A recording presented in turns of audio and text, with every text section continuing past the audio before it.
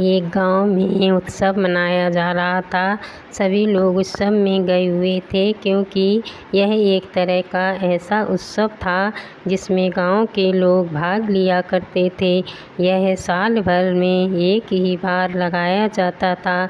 इसमें दूसरे गांव से भी लोग यहां पर आते थे।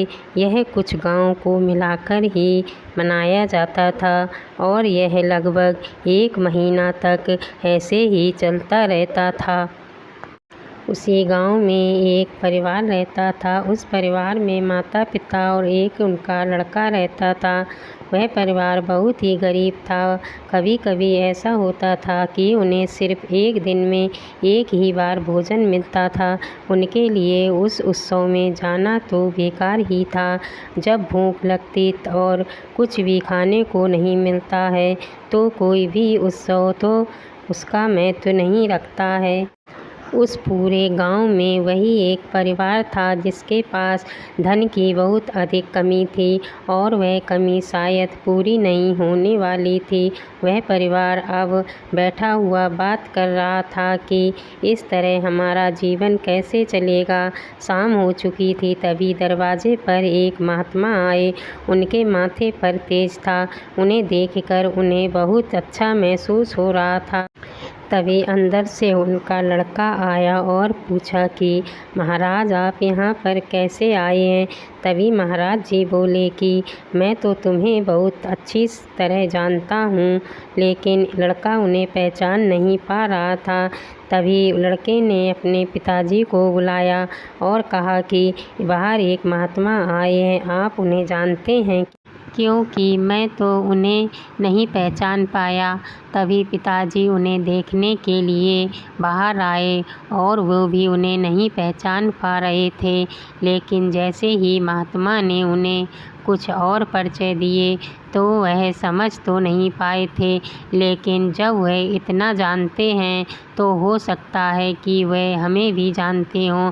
इस तरह उनका स्वागत किया गया और वह घर में आ गए थे। घर के हालात अच्छे नहीं थे और एक मेहमान भी आ गए थे।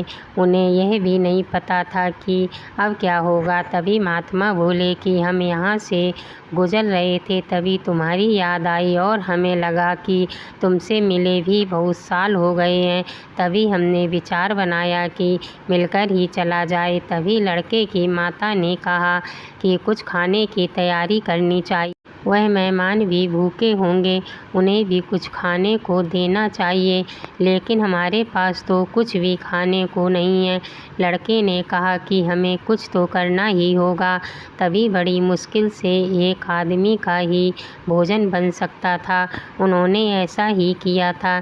जब भोजन बन चुका तो माता ने अपने लड़के को बुलाया और कहा कि महात्मा को बुला लाओ, वह भोजन कर लेंगे। तभी खाना लग चुका था। महात्मा ने कहा कि आप सब भी भोजन कर लें। उन्होंने कहा कि आप पहले कीजिए, तभी हम सब कर लेंगे। पहले तो मेहमान को खाना चाहिए। जब मेहमान को भोजन हो चुका तो वह भी कहने लगे कि आप सब आराम कर लें क्योंकि रात भी अधिक हो चुकी है। उसके बाद उन्होंने मेहमान के लिए सोने का इंतज़ाम कर लिया था। अब महात्मा ने कहा कि आपका जीवन तो बहुत ही सादा है, आपके जीवन में कोई भी बनावट नहीं है।